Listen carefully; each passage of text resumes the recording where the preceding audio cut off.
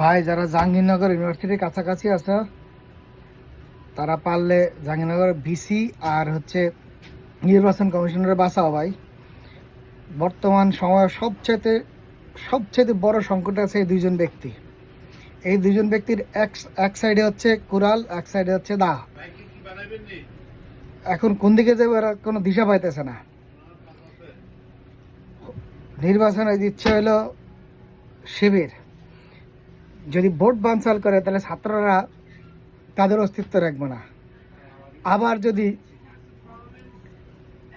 নির্বাচনের ফলাফল ঘোষণা করে তাহলে বিএনপির যে হুমকি দামকি বা পরবর্তী সময় বিএনপি আসতে যে তাদের দুরবস্থা হইব সেটা চিন্তা করে তারা হার্ট স্ট্রোকও করতে পারে।